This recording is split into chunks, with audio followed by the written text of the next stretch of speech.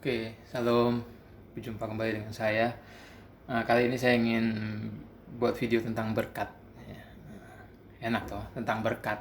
Ya. Kita tahu berkat itu banyak macamnya, definisinya banyak, kompleks.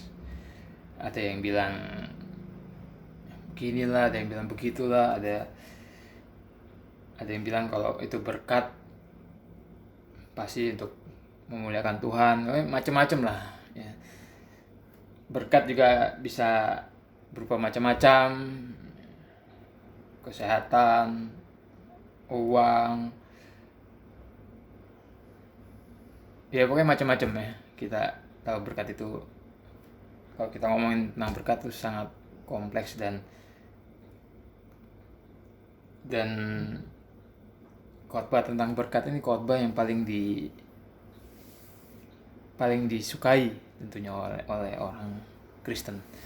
Tapi saya mau kasih tahu, apapun yang dikhotbahkan orang, apapun yang ditulis orang, apapun yang disaksikan orang tentang berkat,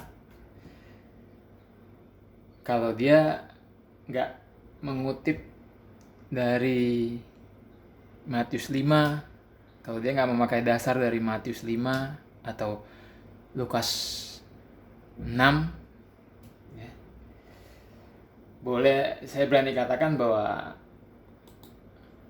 belum tentu berkat itu sesuai dengan pandangan Tuhan. Ya, jadi ya Anda bisa bilang itu berkat, itu menurut pandangan Anda sendiri. Kalau Anda mau ngomongin tentang, kalau kita mau ngomongin tentang berkat yang alkitabiah, yang sesuai dengan pandangan Tuhan, ya kita harus memakai dasar dari Matius 5, ya, tentang khotbah di gunung. Ya, Matius 5 ayat 1 sampai 12 ya, sampai 11, 12. Di Lukas 6 juga ada dari ayat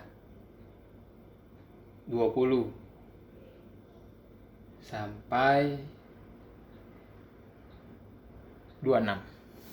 Ya. Saya nggak tahu apakah Matius dengan Lukas itu paralel atau mungkin Tuhan itu dua kali khotbah di gunung, karena kalau kita lihat beda itu. Matius itu kebanyakan membahas tentang berkat rohani, sedangkan Lukas itu kebanyakan dia menulis dari sudut jasmaninya. Terus terkadang sama dia ditubrukin jasmani dengan rohani, jadi rada berbeda gitu. Tapi ya saya nggak tahu ini paralel atau bukan. Banyak juga penafsir yang mengatakan bukan, ada yang mengatakan paralel. Tapi kita nggak bahas di situnya ya. Ya kita mungkin kali ini saya akan bikinkan dari Matius 5, atau mungkin nanti Matius 5 selesai kita akan bikin dari Lukas 6 ya. Ya.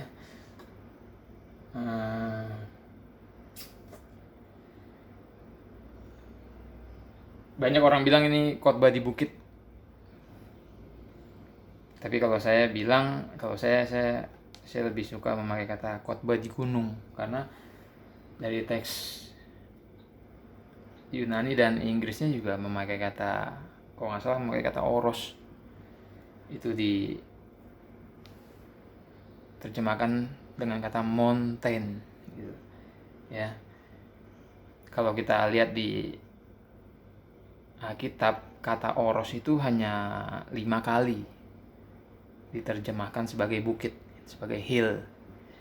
Tapi berpuluh-puluh kali dia diterjemahkan sebagai kata mountain, gunung. Jadi saya lebih senang mengatakan ini khotbah di gunung. Ya. Saya akan bacakan dari ayat 1 ya, Matius 5 ayat 1.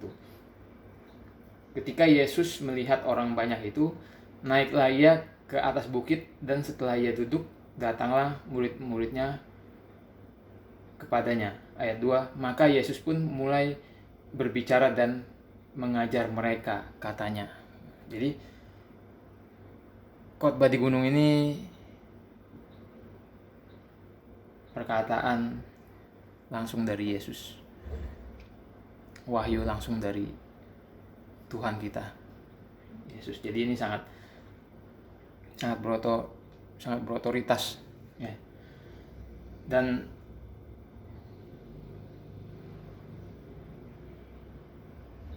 khotbah ini harus dilihat dari sudut pandang Tuhan.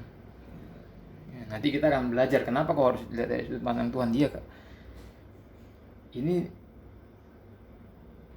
khotbah di gunung ini ya berdasarkan sudut pandang dari Tuhan, bukan dari manusia. Gitu.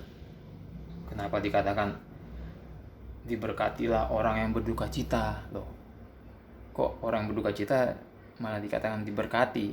Nah, menurut kita ya itu nggak mungkin berduka cita kok diberkati. Tapi kalau menurut Tuhan justru orang yang berduka cita yang diberkati. Makanya kita akan belajar. Jadi sekali lagi saya bilang, kalau ada orang khotbah tentang berkat, kesaksian tentang berkat, ya kalau dia nggak pakai dasar Matius 5, belum tentu itu berkat menurut pandangan Tuhan. Mungkin itu hanya berkat menurut pandangan si pembicara itu, ya. Nah, naiklah ia ke atas bukit. Kenapa sih kok Matius menekankan naiklah ia ke atas bukit? Kalau dalam teks Inggrisnya naiklah ia ke atas gunung, ya. Ketika Yesus melihat orang banyak itu, naiklah ia ke atas gunung. Setelah ia duduk, datanglah murid-muridnya kepadanya. Yesus pun mulai berbicara dan mengajar mereka. Kenapa ditekankan oleh Matius ke atas gunung? Kita tahu bahwa Matius menulis Injilnya itu, tujuan orisinilnya itu kepada orang Yahudi.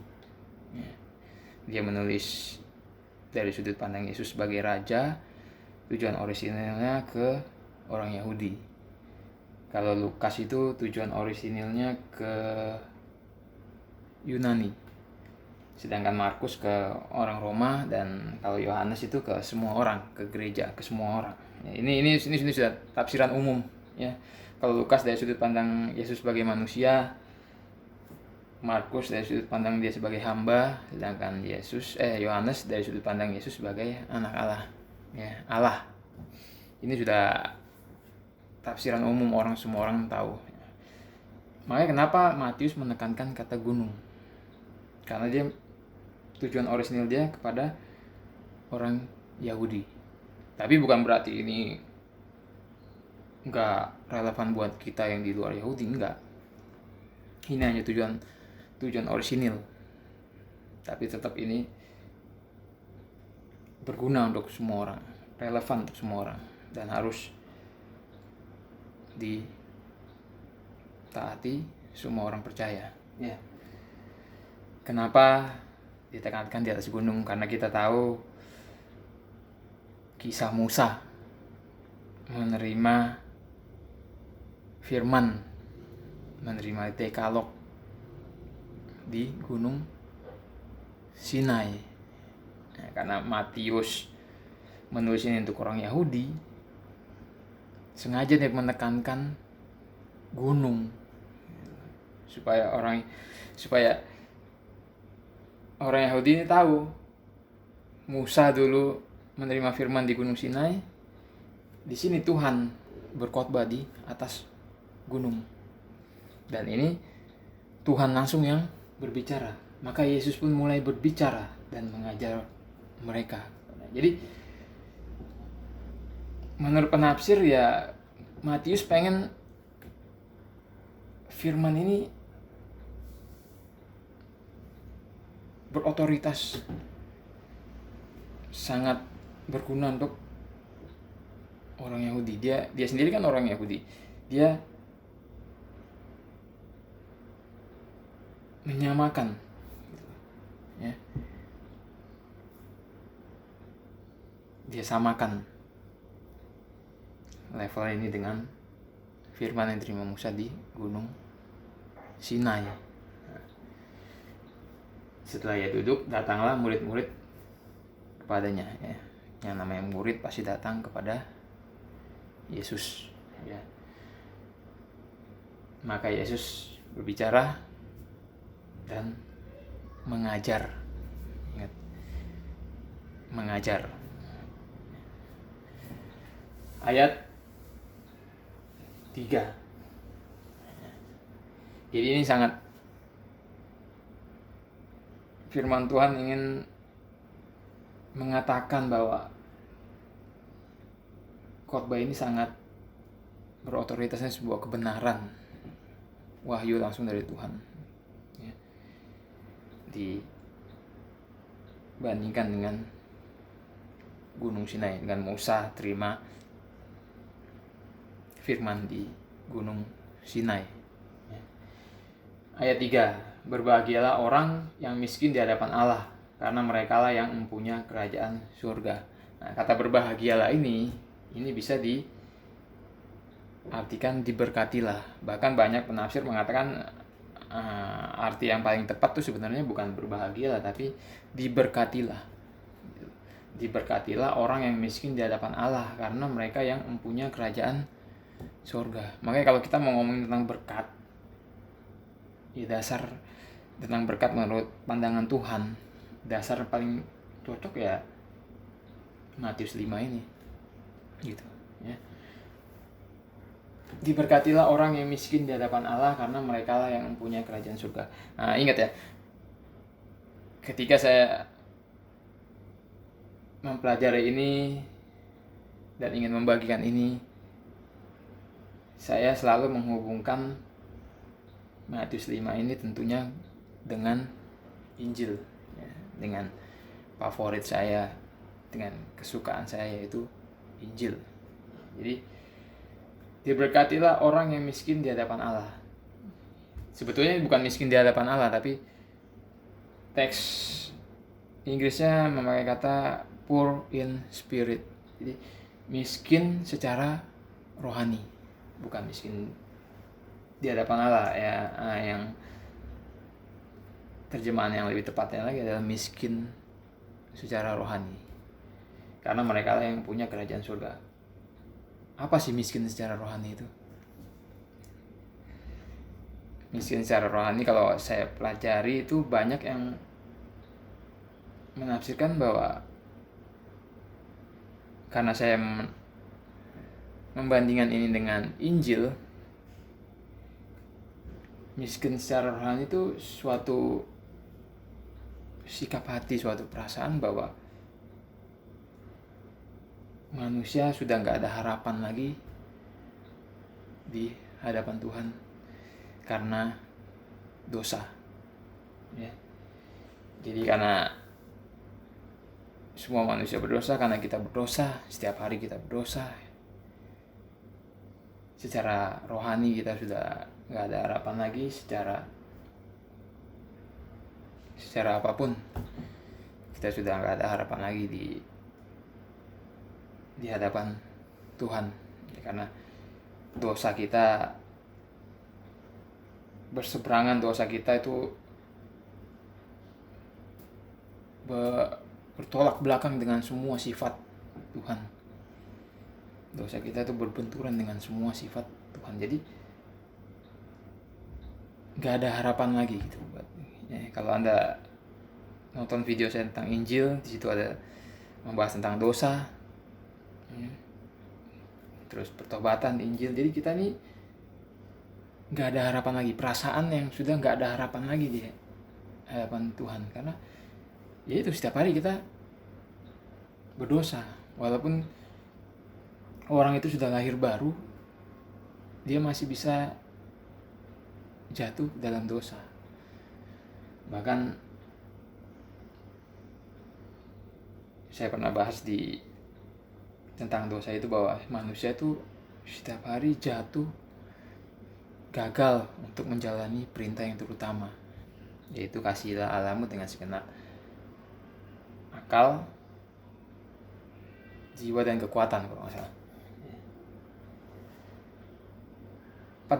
Pada firman yang terutama itu kita setiap hari jatuh. Kita nggak mungkin bisa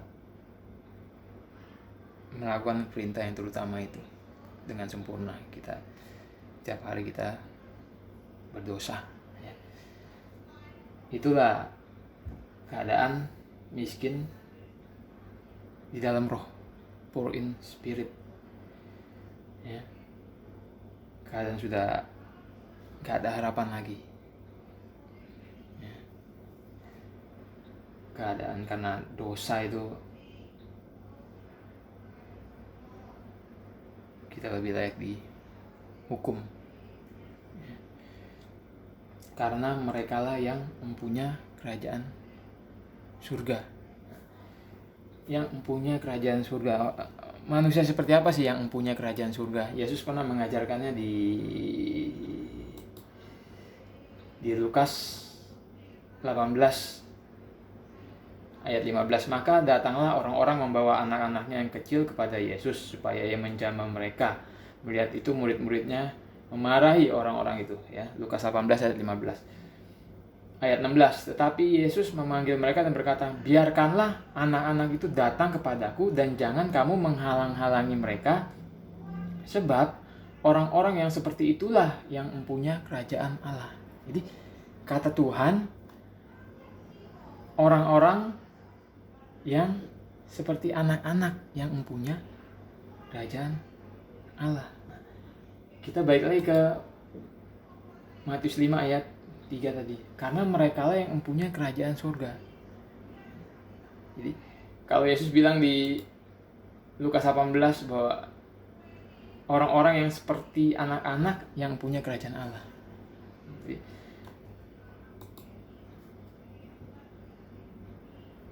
orang yang seperti anak-anak itu seperti apa sih?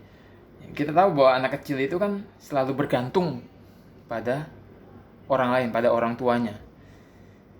Ya. Kebanyakan anak-anak itu selalu bergantung, nggak egois, sedikit-sedikit minta tolong, sedikit-sedikit minta pertolongan. Ya. Jadi seperti orang-orang yang seperti inilah yang mempunyai kerajaan surga. Sama kalau di sini katakan diberkatilah orang yang miskin di hadapan Allah. Jadi kita diberkatilah orang yang merasa miskin dalam roh, yang sudah tidak ada pengharapan lagi. Tapi kenapa mereka disebut yang mempunyai kerajaan surga? Karena kita tahu ketika kita sudah gak punya harapan lagi, harapan kita satu-satunya adalah kasih Allah. Ya. Itu ada di pelajaran tentang kasih Allah. Jadi harapan kita satu-satunya tuh ya kasih Tuhan itu. Dan kasih itu direalisasikan oleh Bapa di surga dengan mengutus satu-satunya anaknya yang dia kasihi. Jadi Yesuslah itu satu-satunya harapan kita. Ketika kita sudah tidak ada harapan lagi karena dosa, ya, karena yang kita lakukan setiap hari, kita nggak bisa melakukan firman Allah. Banyak firman Tuhan yang nggak bisa kita lakukan dengan sempurna. Kita jatuh dalam dosa. Kita hanya bisa berusaha, bertanggung jawab, berusaha. Kalau di sini katakan karena mereka lah yang punya kerajaan surga, ya kita hanya bergantung pada harapan kita itu, yaitu Yesus. Sama seperti anak kecil bergantung pada orang dewasa, kita bergantung pada Tuhan. Jadi orang yang selalu merasa miskin dalam roh kita harus tahu bahwa kita hanya bergantung kepada Tuhan supaya kita bisa masuk ke dalam kerajaan surga. Di pelajaran tentang Injil, kita hanya bisa masuk surga dengan mengandalkan kebenaran Yesus, bukan kebenaran kita sendiri. Ketika kita berlindung di balik kebenaran Yesus, kita dianggap benar oleh Bapa di surga, sehingga kita bisa masuk ke dalam surga dan mendekat bersatu dengan Allah yang Maha Kudus dan kudus. Jadi ini sangat penting hubungannya dengan Injil, ya. Di berkat khotbah tentang berkat ini. Ya, ingat ya, karena mereka lah yang punya kerajaan surga. Nah, kalau kita baca di Lukas 18 ayat 16 tadi kan, orang-orang seperti anak-anak itulah yang punya kerajaan surga. Nah, kalau kita tarik mundur, itu ada kisah tentang orang Farisi. Ya, ayat 11. Orang Farisi itu berdoa dalam hatinya begini, "Ya Allah, aku mengucap syukur kepadamu karena aku tidak sama seperti semua orang lain, bukan perampok, bukan yang lalim, bukan pezina, dan bukan juga seperti pemungut cukai ini. Aku berpuasa 2 kali seminggu, aku memberikan 1/10 dari segala penghasilanku." Ya. Jadi orang ini sangat membanggakan kebaikannya, kesalehannya. Ya. Dia membandingkan dirinya yang saleh, dirinya yang baik dengan orang lain gitu. Tapi ada seorang pemungut cukai berdiri jauh-jauh, bahkan dia tidak berani menghadap ke langit, melainkan ia memukul diri dan berkata, "Ya Allah, kasihanilah aku, orang berdosa ini." Yesus bilang, "Aku berkata kepadamu, orang ini pulang ke rumahnya sebagai orang yang dibenarkan Allah, dan orang yang lain itu tidak. Sebab barang siapa meninggikan diri, ia akan direndahkan, dan barang siapa merendahkan diri, ia akan ditinggikan." Lalu disambunglah dengan kisah anak-anak kecil yang datang pada Yesus. Jadi ini sangat berhubungan. Anak-anak itu sangat bergantung, ya. Anak-anak itu jarang anak-anak yang sombong. Mereka membutuhkan orang lain, mereka dikit-dikit membutuhkan orang lain, dikit-dikit menangis, minta pertolongan, dan mereka nggak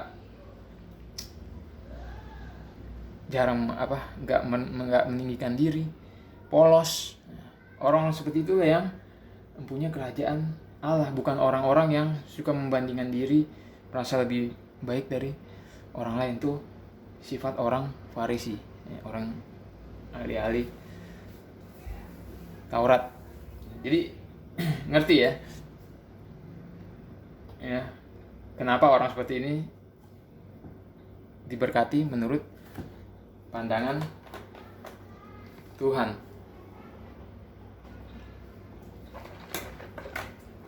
Ya, karena mereka lah yang punya kerajaan surga. Yang punya kerajaan surga itu orang-orang yang seperti anak-anak. Ya. Ayat 4. Matius 5 ayat 4. "Berbahagialah, diberkatilah orang yang berduka cita, karena mereka akan dihibur." Nah, ayat 4 ini masih berhubungan dengan ayat 3. Ya. Diberkatilah orang yang berduka cita. Berduka cita kenapa? Dalam bahasa Inggris dikatakan diberkatilah orang yang berkabung. Berkabung karena apa? Berduka cita karena apa? Ya, berhubungan dengan ayat 3 tadi. Berduka cita karena dosa. Gitu. Ya, jadi orang ini tahu nggak ada harapan, hidupnya penuh dengan dosa, nggak bisa melakukan perintah Allah dengan sempurna. Satu-satunya harapannya hanya Yesus, dan dia berkabung. Gitu. Jadi kita hanya tahu kita berdosa, tapi kita nggak pernah berkabung, kita nggak pernah berduka cita, kita nggak pernah bertobat. Nah, bagaimana kita bisa miskin di dalam roh? Ya tentunya kita harus banyak-banyak belajar firman Tuhan. Kemarin saya sebut bahwa kita ini ada teolog.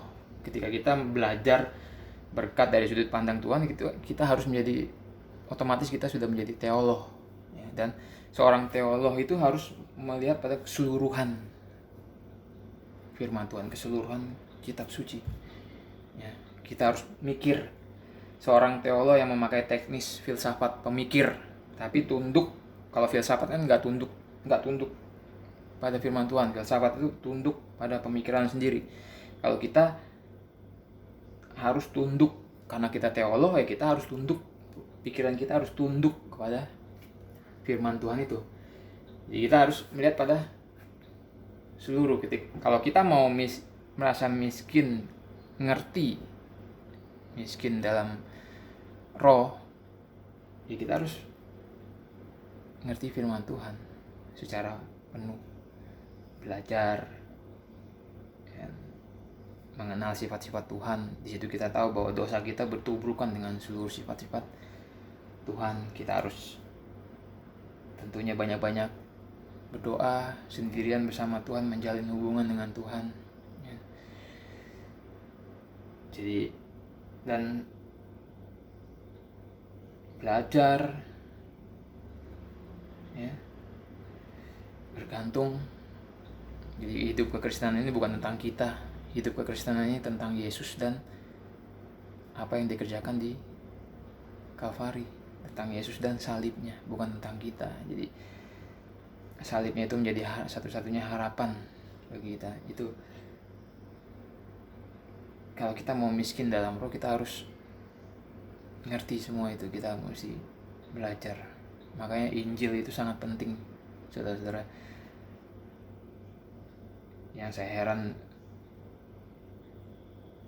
penting tapi sekarang ini sudah jarang diberitakan. Itu yang fenomena dalam Kristenan. Berbagai orang yang berduka cita, ya, berduka cita ini ya berkabung, bertobat. Ya, kita lihat di Lukas 18 tadi. Tapi pemungut cukai itu berdiri jauh-jauh, bahkan ia tidak berani menengadah ke langit, melainkan ia memukul dirinya sendiri dan berkata, "Ya Allah, kasihanilah aku orang berdosa ini." Berkabung, bertobat. Ya. Paulus sama di Roma 7 ayat 24, "Aku manusia celaka, siapa yang akan melepaskan aku dari tubuh maut ini?" Ya, berkabung. Syukur kepada Allah oleh Yesus Kristus Tuhan kita, Injil. Ya.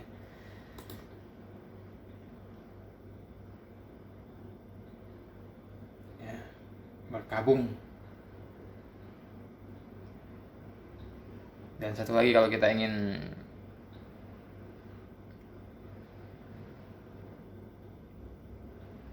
punya perasaan miskin dalam roh, ya itu tadi saya bilang kan, berdoa.